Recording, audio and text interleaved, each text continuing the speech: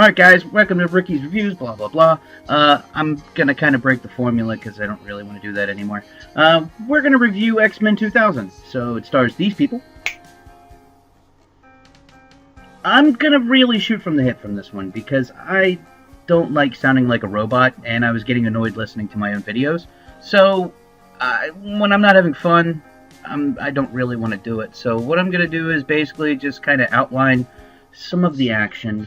And I did make a promise to a friend of mine, Nick over at Key Issues. So if you like comics, go check out Key Issues on YouTube. And I need to start incorporating some special effects. So in this review, I will start to try to have more fun with these things and try to incorporate a little more magic. So what I'm going to do is, first I'm going to go through the movie and outline pretty much point by point what happened in it, and kind of explain some of the things I liked and didn't like. And then we will do a conclusion, which is a good place to start if you actually haven't seen the movie, you plan on watching it. Just go to the conclusion then, and don't listen to me ruin the entire freaking movie for you, because that would be less fun if you're going to see it.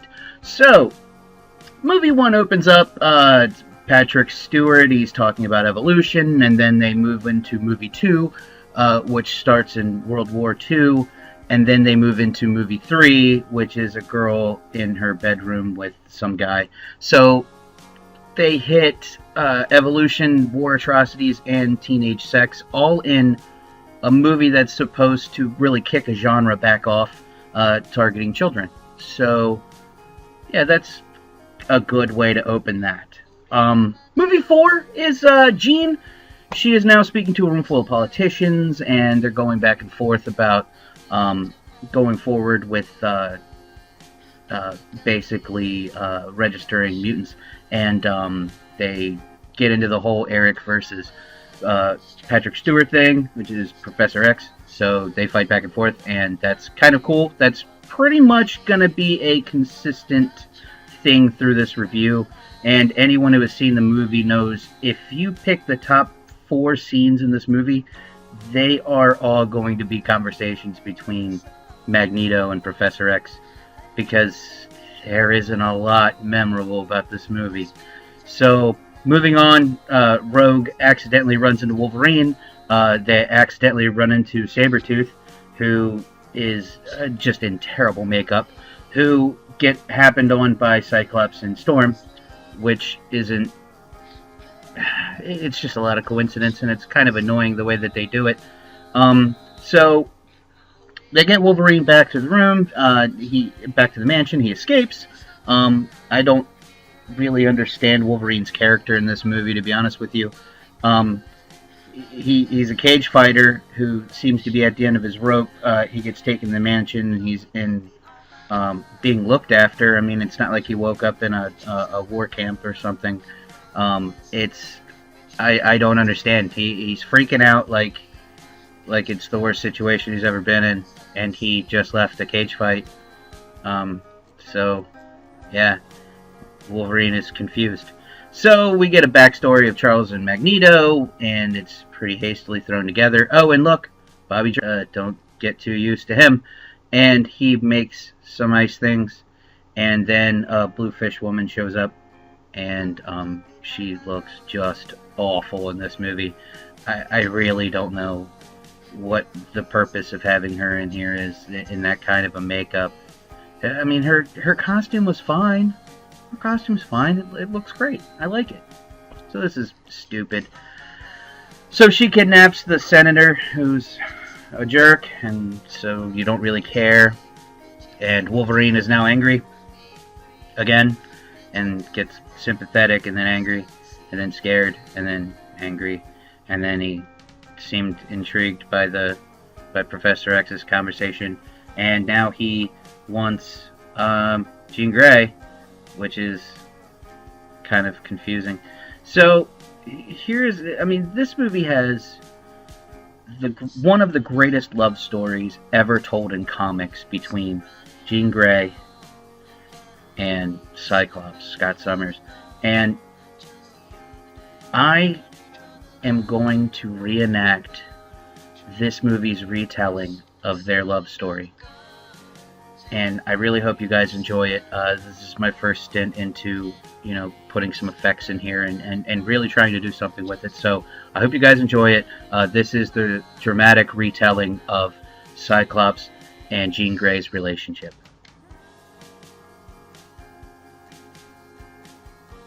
Hey, stay away from my girlfriend.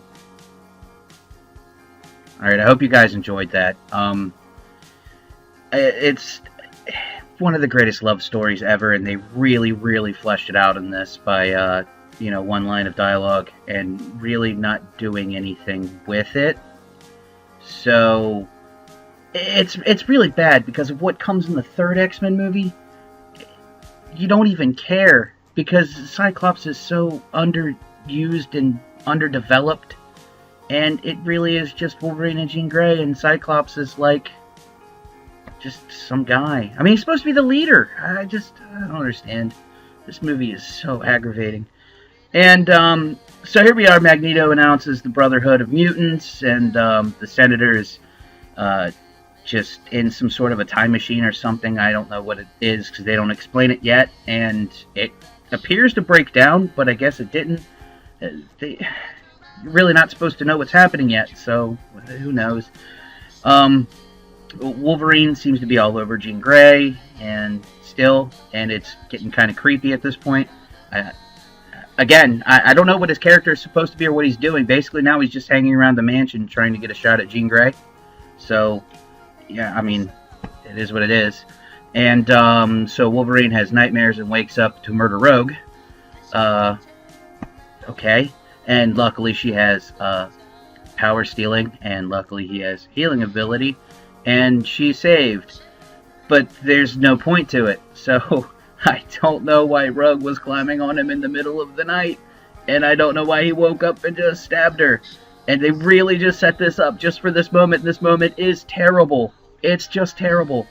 So, the Senator is transformed into something and falls into the ocean, and Magneto locks up Sabretooth in a cell, and what's supposed to be funny, I guess it's okay. And now Iceman returns, but he's not making ice stuff. He's just a guy standing around. It turns out he's Mystique, and tells Rogue to leave, but she believes him because she got a flower from him one time, and it was made ice. So that's kind of sums up their relationship, which apparently blossoms into some sort of a love story as well. It just they did nothing to try to get any of these characters any kind of stories that make sense. So now Wolverine notices Rogue's gone, and he kind of just teleports to steal a bike or something. They have two telepaths in the building, and the kid couldn't sense that Rogue was gone, and that Mystique was on the grounds and screwing with Cerebro. And I mean, I don't. Why even have telepathy? I mean, they are supposed to be the two characters with the strongest telepathic abilities in comic history. Well, two up. So there's a couple others, but I don't really go down the list, and I'm sure people are gonna argue with me. But it's awful. It's awful. I don't know what they're doing. I don't know what the point is. So the X-Men all show up at a train station, and the two biggest and most well-known leaders of X-Men teams in history, Storm and Cyclops, struggle with Toad and Sabretooth, and it doesn't make sense. They have given no one any kind of power to defeat anyone. By the end of this movie, you're gonna. There's one thing that frustrates me the most, because there's only one character who really seems to be completely unbeatable, and it doesn't make any sense. So they took a comic that is known for characters and character development, and just having just a ton and a team dynamic and everything else that they could put together, and it's so well done. And they took Storm and Cyclops, and that's it. That's your team. Really go back and watch it. Watch how many people are part of this X-Men team, because Rogue just got there pretty much on accident, and she's kidnapped. She's not even really ever was an X-Men. And then Bobby, who is in classes. He's not even Bobby Drake is Iceman. He's not even Iceman, really. And then Wolverine shows up, and he's kind of part of the team, except for when he says he's not part of the team. And then when he changes his mind, and then he's angry, and then he changes. It just changes his mind all the time. This movie's plot is almost 80% Wolverine confusion. So Magneto throws around the metal guy, and we get another Eric Charles standoff, which is another fantastic scene. So, yeah, there you go. You actually have the two best scenes so far, Eric and Charles scenes. So, yeah. So Rogue needs some saving, and now we have the team that's heading out. It's going to be. Oh wait, yeah. So before they head out, the senator dies. He melts.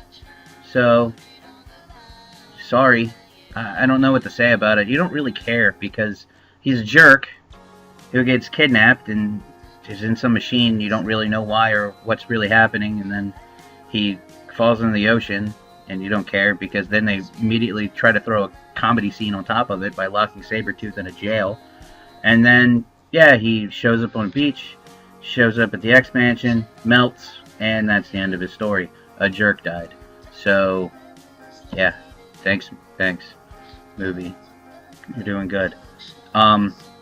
Yeah, so that, before the fight, Professor X goes down, the Cerebro is booby-trapped, and he's out. So Jean Grey has to use it, and she finds Magneto, and now we're off. And so Magneto starts off in this awesome dialogue, and it's really great, and you're really starting to think of something, something's brewing, and you kind of, they develop his character. He's probably the most well-developed character in this movie. And it's not because of the scene in the beginning, the World War II scene. It's more because they actually give him some sort of a motivation, and they completely ignore it for every other character. The only other character who really has a motivation is the Senator, and they just melt him, and he's terrible anyway. So, but Magneto goes into this whole spiel where you're gonna get pumped up because he's gonna tell you why this is important and everything, and then you realize his whole thing is supposed to be defending mutants and putting them on the right track and getting them ahead, and then you realize he's just really excited to murder Rogue, a fellow mutant who he's supposed to be trying to protect and save and carry on the race, and he's just totally fine with murdering her, and it's terrible.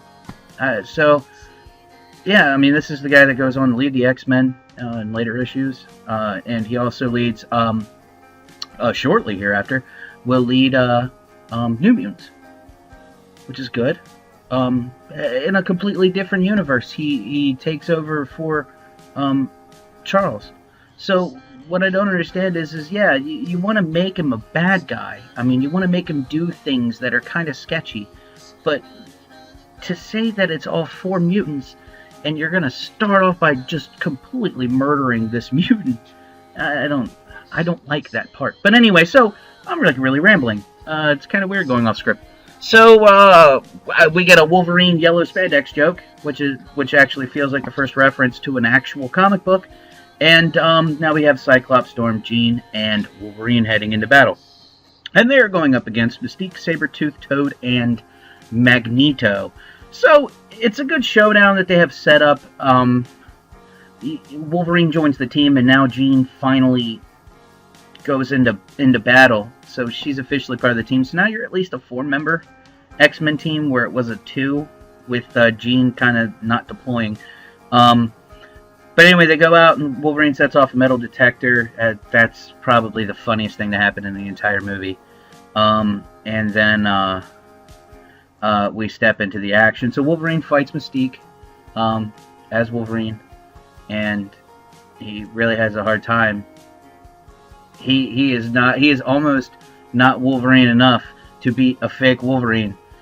It just, I don't get it. And then so Toad proves too much for the X-Men team leader Storm and an Omega level Chief Grey, who still hasn't done anything except for kind of show up on time, which is good. I mean, showing up on time is kind of important.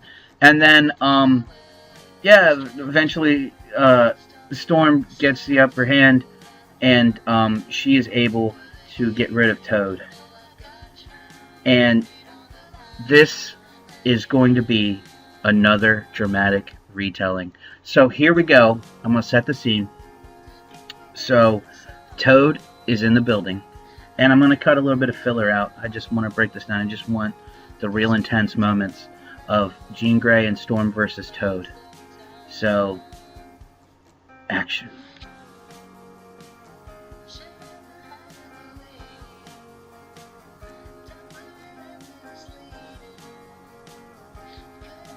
Okay, so that's pretty much it. You're welcome. So now moving on, Wolverine murders Mystique, which is great. And then we get a Cyclops and Wolverine one-liner, and we're moving on. And now we're in a tower, and now we finally get the big Wolverine and Sabretooth battle. This is the thing that probably the most people coming into this were going to be really excited to see, because you don't have a lot of the good characters, a lot of the fan favorite characters, a lot of people that are looking at, but they like Wolverine. So Wolverine's big. So you got Wolverine, you got Cyclops, you got Storm. But Cyclops and Storm don't really have the head-to-head kind of real famous battles, but Wolverine does with Sabretooth. And now you've got Wolverine, you've got Sabretooth, you have the moment. And here is your third and final dramatic retelling.